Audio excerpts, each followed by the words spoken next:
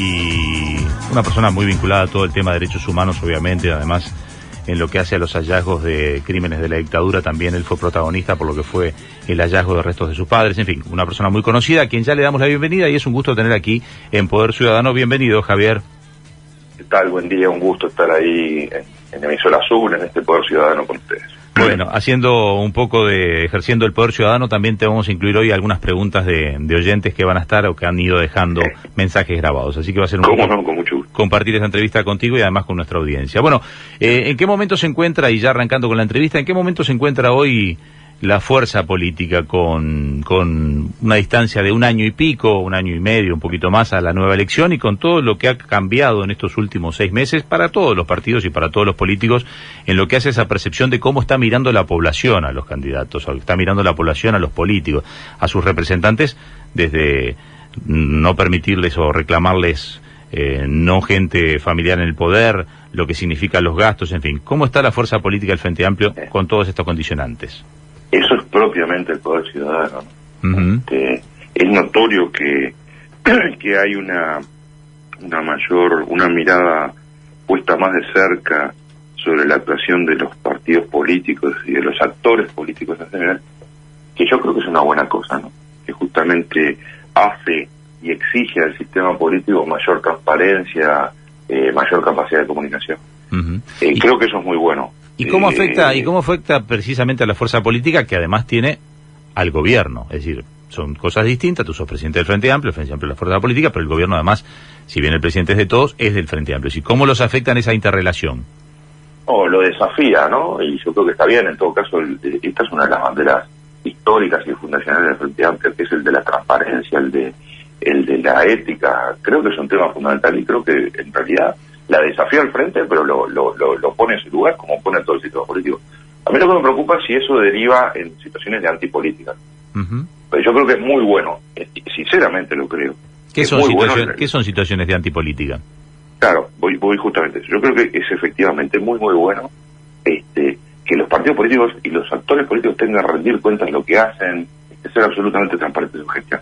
Ahora, el problema es que cuando se convierte en un juego de titulares de prensa, donde surgen denuncias permanentemente y eso lleva a una concepción del que se vayan todos, o son todos iguales, y no son todos iguales, eso es lo que me preocupa. Quiero hacer énfasis en esto, no para sacar responsabilidad al control de los políticos y los partidos políticos, que creo que es absolutamente necesario e imprescindible, pero sí por las manifestaciones que no se dan únicamente en Uruguay, sino a nivel del mundo, de la negación de la política como forma de organización de la sociedad. No conocemos otra forma de organización de la sociedad que no se trata de la política. A mí me preocupa. ¿Pero por qué esa preocupación con la prensa y con los titulares? Porque en definitiva... No, pero no con la prensa y con los titulares. No es con la prensa y con los titulares. Es con la construcción de un relato de que la política no es útil y de que los políticos son una suerte de parásitos y ladrones todos parecidos. Porque esa es la deriva antidemocrática de buena parte de Europa Occidental en este momento. Polonia, Hungría, el ascenso del nazifascismo. Sí, pero ¿tú crees que ese relato está en Uruguay? Ese relato... Yo creo que ese relato empieza a aparecer en Uruguay y me preocupa seriamente. Porque, por ejemplo, trato de entender... El 23 de enero, mire lo que pasó el 23 de enero. A ver. Había carteles entre cosechadores diciendo son todos iguales que se campo. Ahí están las fotos del diario El Observador, en particular yo las tengo guardado, porque fue una de las manifestaciones que más me impresionó. Yo creo efectivamente que hay algunos actores sociales, que ni siquiera son todos los autoconvocados de cosas colectivas, pero que hay algunos actores sociales que están abonando un discurso, un relato de la negación de la política como forma de organización de la sociedad.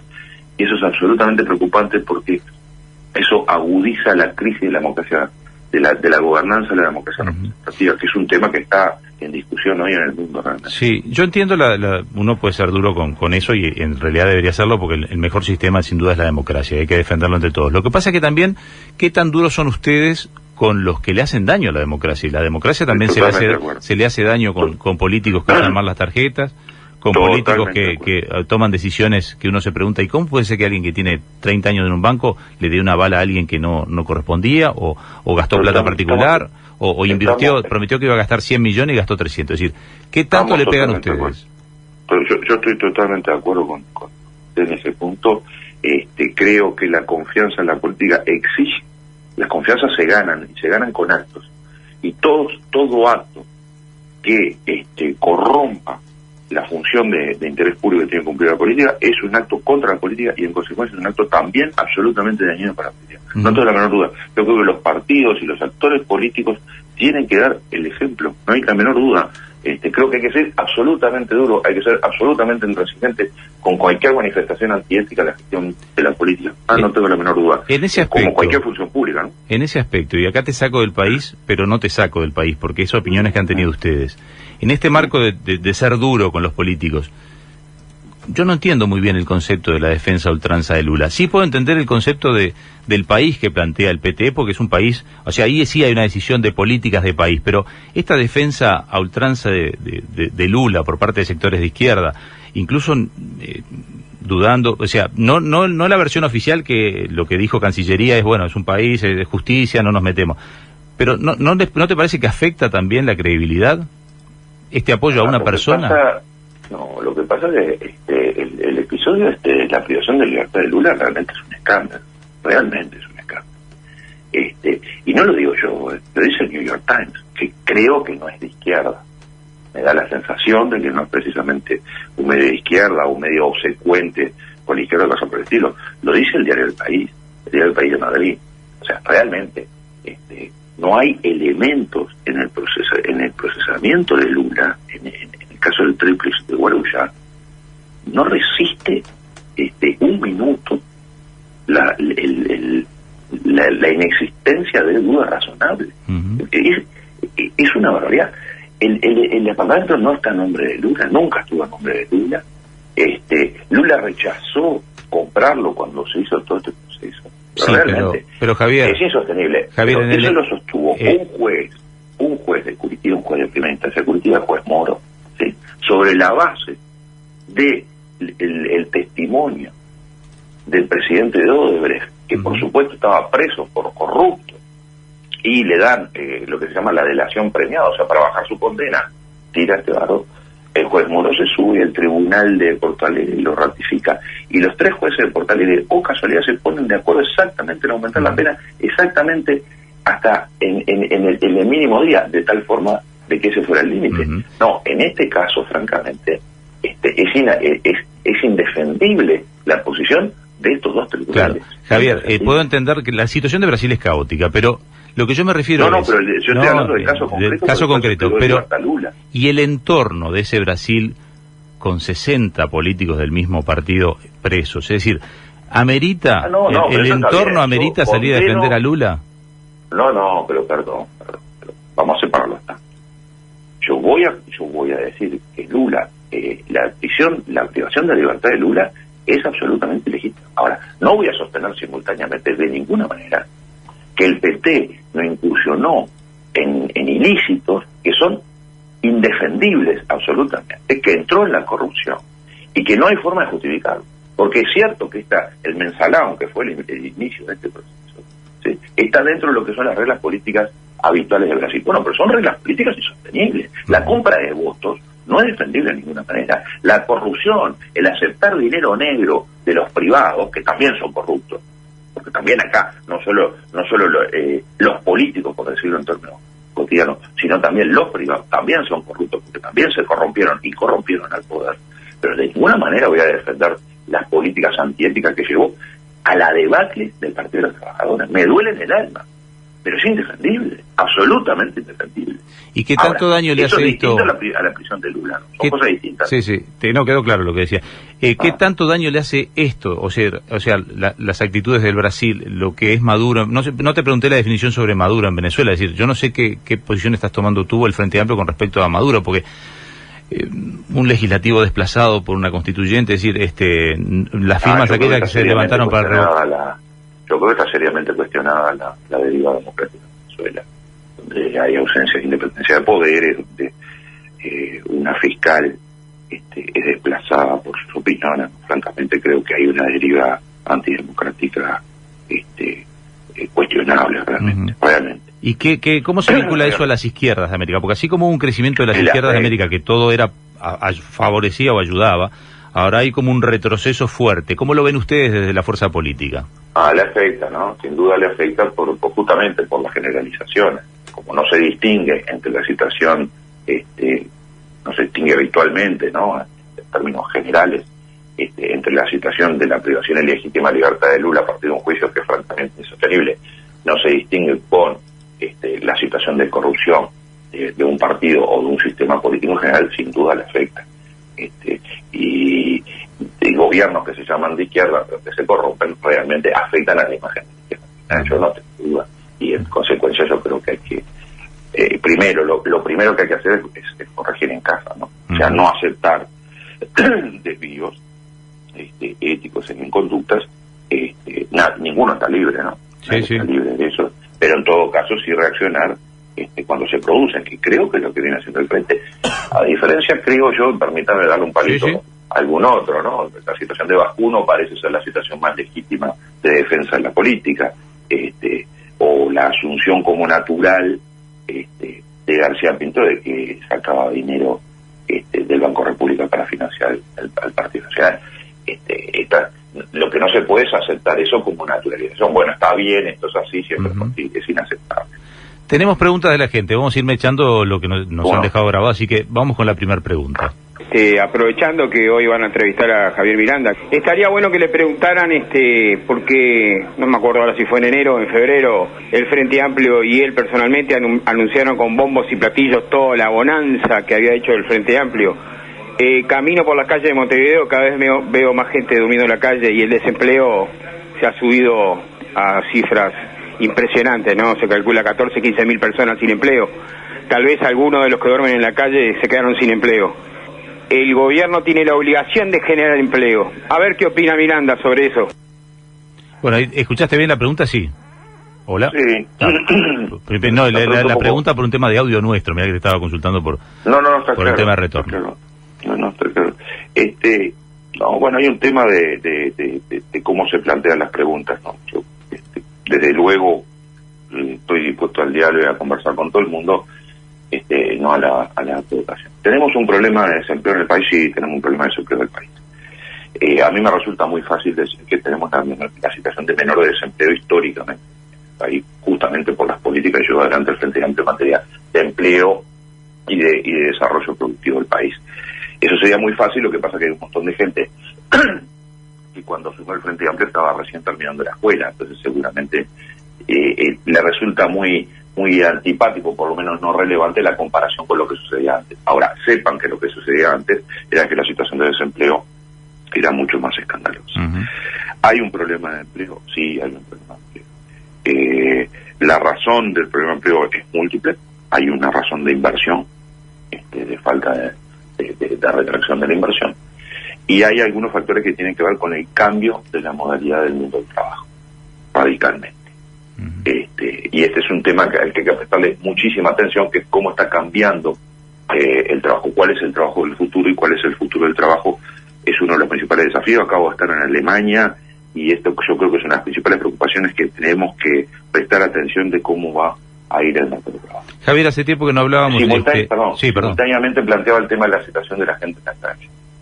Es cierto, y preocupa que en Montevideo hay gente en la calle, básicamente en Montevideo, pero hablando con los técnicos de cuál era esa situación, cambió el perfil de cuál es la gente en situación de calle. ¿Te sorprendió la carta te sorprendió sobre ese tema de la gente durmiendo en la calle? ¿Te sorprendió la carta de Martínez a Tabaré Vázquez? No, me parece un episodio totalmente.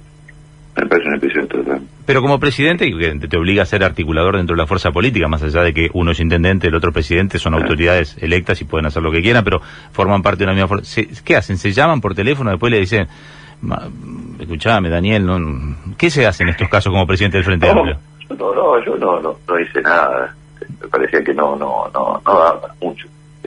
Claro. Me parece que la motivación es esta, que estemos hablando de la carta. Dijiste recientemente en lo que fue un acto del Frente Amplio que textualmente, o te voy a tomar lo que tengo textualmente, dice: necesita el Frente Amplio sus militantes de a pie, trabajando en cada barrio, seguimos necesitando cada esfuerzo, precisamos a nuestros dirigentes y referentes en cada rincón, dialogando con la gente.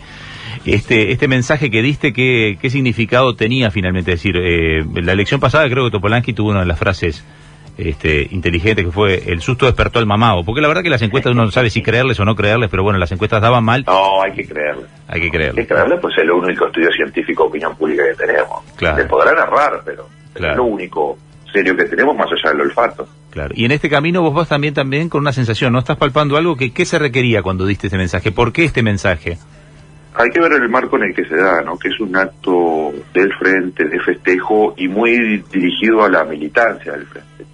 Entonces, por un lado era el reconocimiento a los militantes. El Frente Amplio es un partido que tiene, no sé, probablemente tenga 3, 4, 5 mil personas dispuestas a dar su esfuerzo voluntario, desinteresadamente, en el comité de base y salir a hablar con la gente. Ese es un valor formidable que tiene el Frente Amplio, que nadie lo tiene, que yo creo que hay que reconocerlo y alentarlo.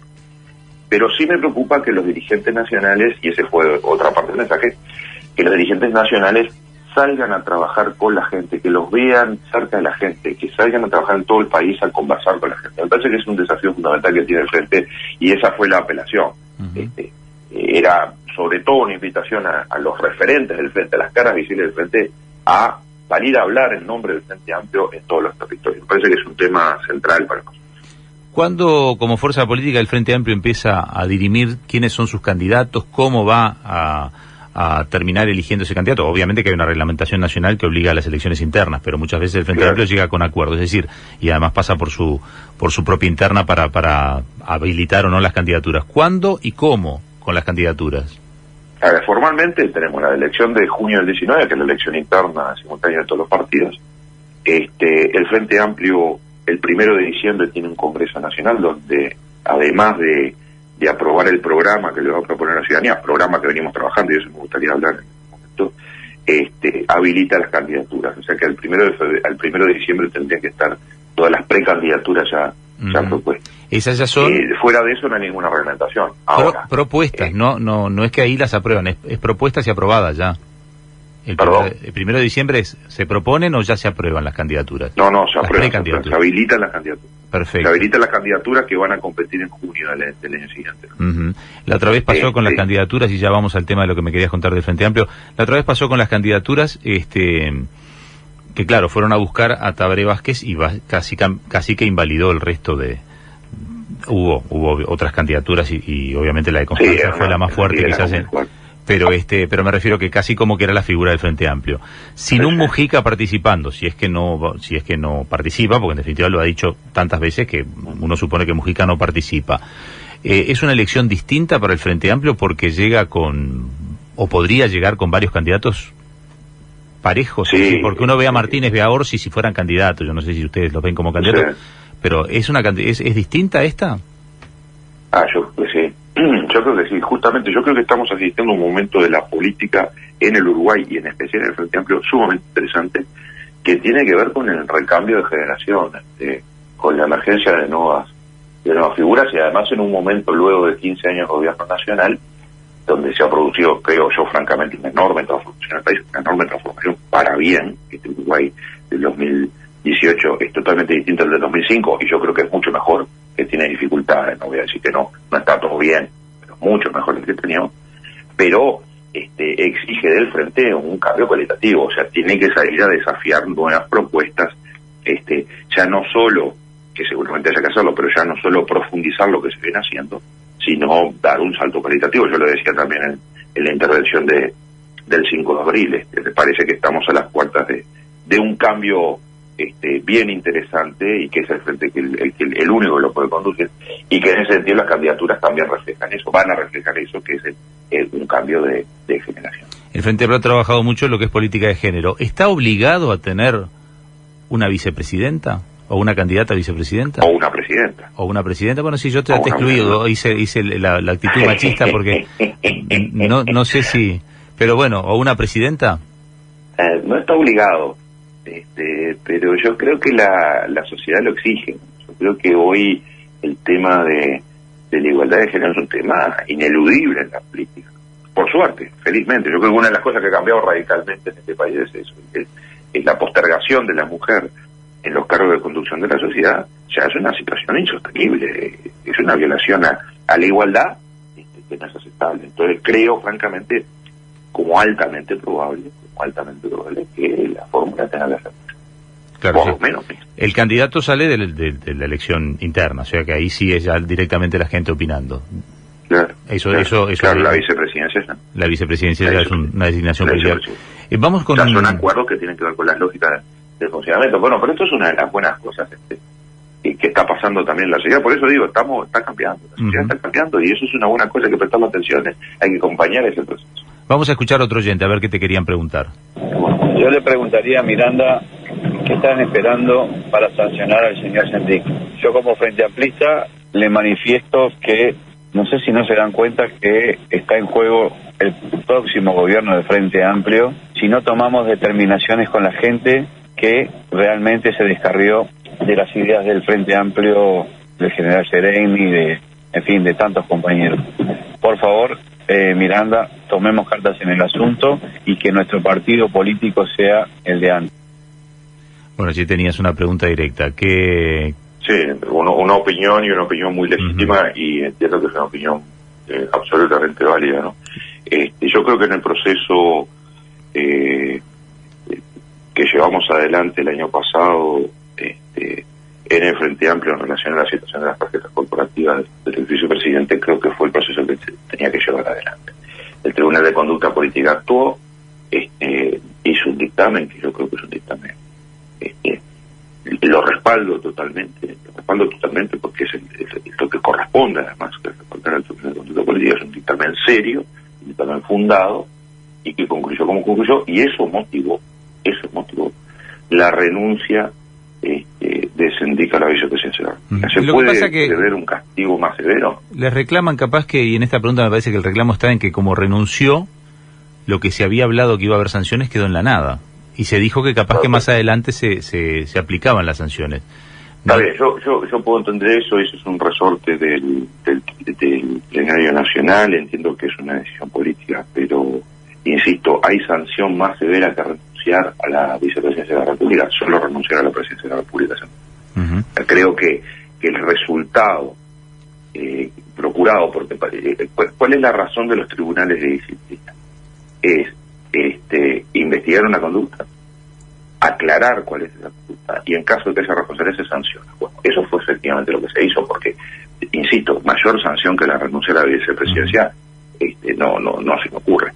Entiendo que pueda haber consideraciones sobre, bueno, pero en realidad el plenario debía pronunciarse, sí, yo estoy de acuerdo, además que el plenario debe renunciarse, entiendo que ahí entran otras cuestiones políticas y lo que digo es que hay que mirar cuál es la razón de que llevamos adelante las actuaciones disciplinarias del Tribunal de Conducta. ¿Cuál es el objetivo? El objetivo no es el castigo despiadado, el objetivo es claramente poner de manifiesto cuáles son las situaciones irregulares y condenarlas, y creo que eso se hizo. Bueno, otra pregunta de nuestros oyentes, así cumplimos con ellos. Queda demostrado, ¿no?, que Tabaré es un títere de la fuerza política, ¿no?, porque lo va a decidir la fuerza política si hacemos un TLC, para que los uruguayos, si hacemos un TLC con Chile, por favor, estamos en manos de quien el 50% de las cosas que hizo, las hizo mal. Bueno, un abrazo. A ver si consultan eso, si todo va a pasar por la fuerza política. Muy bien, ahí tenemos una pregunta de estricta actualidad, porque además hoy es noticia que hay una interna allí de dos sectores viendo en qué ámbito se discute esto del TLC con Chile. Manteníamos la pregunta del oyente, por eso yo me sumo a la pregunta del oyente para no dejarlo afuera. Quiero primero decir que el presidente Tabaré Vázquez es un títere, es un problema, ¿no? Es un problema por la investidura del presidente, me parece un agravio gratuito a un tipo que es muy serio, que se podrá tener todas las diferencias que se pueda tener con él, pero es un tipo muy serio. Y le aseguro que lo conoce, que de títere no tiene nada, ¿no? Me gustaría en todo caso que me hiciera un poco más de caso y le aseguro que pasa así. Lo digo en tono más de broma, pero francamente creo. Sí, en realidad es conocido por su personalidad, Tabaré Vázquez, vamos a ser sinceros. Un tipo muy firme, muy serio, muy racional, entonces yo entiendo que se pueden tener todas las diferencias que se puedan tener. Está bien, y es legítimo y este es el juego. pero pensar, subestimarlo, me parece que sería. Y con respecto a la pregunta de fondo, ¿qué pasa con el TLC con Chile? A la Chile? pregunta de fondo es, ¿qué pasa con el tratado con Chile? El tratado con Chile, como todos los tratados internacionales, de acuerdo a lo previsto por la Constitución, el artículo 168 y el 85 de la Constitución, los tratados para ser ratificados por el país necesitan aprobación parlamentaria. Y la aprobación es una ley en sentido formal, o sea, se vota como se vota cualquier ley regular, necesita las mayorías en las dos cámaras. En consecuencia, va el gobierno, el Poder Ejecutivo suscribió un tratado de comercio con Chile y ahora lo mandó al Parlamento, ahora ya hace un tiempo lo mandó al Parlamento para su aprobación, y en el Parlamento no hay acuerdo.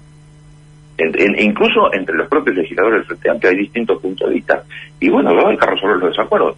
¿Cuál es el problema de que el partido político al que pertenecen esos legisladores discuta sobre si hay que aprobar ese tratado o no hay que aprobar el tratado, si hay que aprobar esa ley o no hay que aprobar esa ley? Me parece totalmente razonable. Sí, hubo en algún momento, lo que pasa es que hubo en algún momento un reclamo del presidente muy fuerte de como que además la oposición no le aprobaba el tratado. Yo creo que el presidente lo posicionó también este tema, Javier, porque él... pero que el tema está posicionado y que es un tema relevante, yo no tengo la duda. Lo que no veo cuál es la dificultad de que el Frente Amplio, que integran los legisladores, que integran la bancada del Frente Amplio, discuta si hay que aprobar el tratado o no hay que aprobar el tratado. A mí me parece totalmente legítimo que lo discuta la fuerza política y que tome una decisión. Que los legisladores no son, los legisladores son parte de la fuerza política y discuten que fueron electos por el lema Frente Amplio. O sea, yo creo que acá se ha confundido un tema que es el Poder Ejecutivo suscribe el tratado y entonces el tratado hay que aprobarlo. No, el mecanismo constitucional no es ese. El mecanismo constitucional es que el Poder Legislativo discute y lo aprueba o no lo aprueba. Luego, los legisladores discuten en su partido qué posición van a tomar, y está perfecto, me parece de lo más natural. No veo cuál es el problema. Francamente creo que acá se ha armado un tinglado que es el choque de la fuerza política con su gobierno. Javier, lo que se pretende poner de manifiesto. Javier, queda claro lo que ha sido tu trabajo en tema de derechos humanos, incluso en tema de detenidos desaparecidos. Te voy a hacer una pregunta con opinión, porque yo siento que está muy quieto el tema. ¿Qué pasó con el tema, la búsqueda de restos? ¿Qué pasó con el tema de detenidos desaparecidos? Hay ahora una petición de procesamientos, hay un fiscal especial, o sea, judicialmente se puede llegar a avanzar. Pero, ¿cómo lo ves vos? ¿No se ha quedado este tema? A ver, anteayer en una entrevista en La Diaria yo decía que es el tema que más me cuesta hablar. Es el más me cuesta hablar porque yo vengo de ese mundo, yo soy parte de la construcción del mundo de la lucha contra la impunidad en este país y la búsqueda de los desaparecidos, de la verdad, de la justicia y de la memoria. Pero yo en 2010 opté por irme de familiares, porque opté por estar en el gobierno, y yo entiendo que no se puede estar simultáneamente en una organización no gubernamental y en el gobierno. Y hoy soy presidente de la fuerza política. Entonces, ya no tengo la legitimidad institucional para entrar en el tema como tenía cuando era miembro de familia. Por eso quiero ser muy cauto en mi respuesta. Acá se generó un diseño para llevar adelante las investigaciones a principios de este periodo de gobierno, en 2015, que fue la creación de un grupo de trabajo sobre verdad y justicia. Y ese grupo de trabajo yo entiendo que ha avanzado en algunos aspectos, pero ha habido sin duda dificultades en avanzar en el esclarecimiento de la verdad, pero sobre todo en la búsqueda de los restos. Y ahí sin duda creo que sigue siendo muy difícil avanzar. Creo que hay múltiples factores que han incidido en esto. Algún factor tiene que ver con las veleidades personales, con los egos, con discusiones académicas internas que me preocupan, porque entorpecen una causa que sigue siendo una causa noble y necesaria. Noble y necesaria en el terreno humanitario, que es saber qué pasó con cada uno de nuestros desaparecidos, pero además noble y necesaria para la sociedad que necesita rescatar memoria, tener memoria para que no suceda, entre otras cosas, algo que se está viendo en Alemania en este momento, que es el resurgimiento de la derecha nazifascista, porque le falta la memoria de lo que fue el nazismo ayer nomás, hace 60 años. Muy claro. Estamos en el tramo final de la entrevista, me queda un minutito y poco, pero en medio de una pregunta me dijiste, te quiero contar o quiero decir de que estaban trabajando en qué, en el proyecto, qué, en el programa. En el programa. ¿Y qué es lo que me querías contar? De eso, ¿no? No, yo estoy muy orgulloso de eso. El Frente es el único partido político que construye el programa discutiendo y promoviendo la discusión argentina. Hay más de 1000 personas en este momento discutiendo desde noviembre cuáles son los elementos para incorporar en el programa de gobierno del Frente Amplio del 2020 al 2025. Y cuando yo decía el reclamo de que nuestros líderes salgan a hablar con la población, va también en este sentido. El Frente discute con la gente, escucha y luego hace síntesis política. No es lo que sucede habitualmente en la política, no es lo que sucede en nuestro país, donde 4 o 5 dirigentes se reúnen 2 meses antes de la elección, borronean un documento y esta es la propuesta política.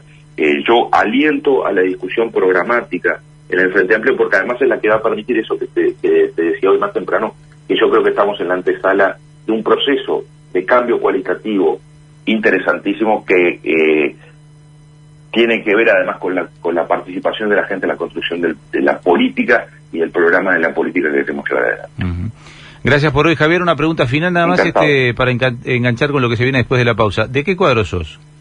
Del glorioso Liverpool. Ah, no te afecta tanto el clásico. Y cuando hay un clásico, ¿quién te gusta más que gane, Nacional o Peñarol? Y me da igual, yo quiero que gane Liverpool. Te da igual. ¿Es real eso que a alguien de Liverpool le da igual que gane Nacional? Es problema de ellos. Problema de ellos. Bueno, igual quédate porque de Liverpool va a hablar algo, Jorge Muñoz, si querés escucharnos después de la pausa. Pero tiene que arrancar diciendo negro y azul son los colores del glorioso Liverpool. Bueno, lo comprometemos a Jorge, que alguna vez lo ha dicho esto, porque la otra vez en el festejo lo dijo. Bueno, muchísimas gracias por hoy y nosotros nos vamos a la pausa.